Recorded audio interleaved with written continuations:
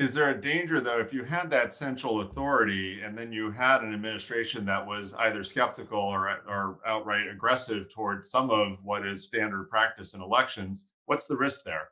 That's right. I mean, decentralization is also a blessing as well as a curse, right? So, as we were talking about the different cities that are administering the election, they end up being buffers against potential partisan attempts at the state or federal level. Uh, Great. And thank you for the person who put that in there. I want to come back. It touches on the disenfranchisement and potential intimidation, but somebody asked a question around poll watchers and how much of an impact will they have? And is there not a right to privacy while voting? What's the insulation that is guaranteed when you go to vote in person? So we just put up a report at healthyelections.org on poll watchers, voter intimidation, and violence, and how different states deal with them. So I commend the questioner to that. Um, so poll watchers are not a bad thing. Okay, election observers are not a bad thing.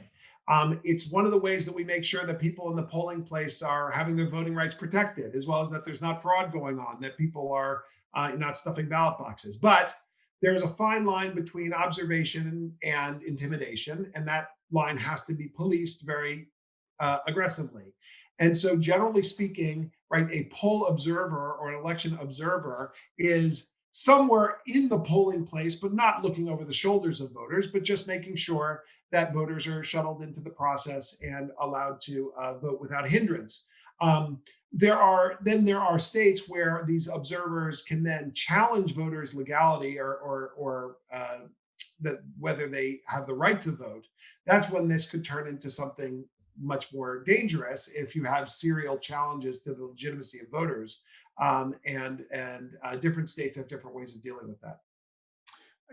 Can I do one quick double click on that? So if you go to vote and you get up there, you're doing your thing, and somebody says, "I challenge their right to vote, their legitimacy," what do you do as the person trying to vote?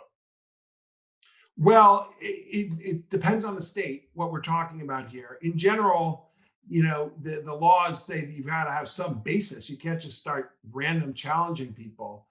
So there has to be some basis for it. Whatever happens, you cannot be deprived of your right to vote. So if you fall into that challenge category, you will then be able to at least vote a provisional ballot, which will then be counted, assuming that there is no legal problem.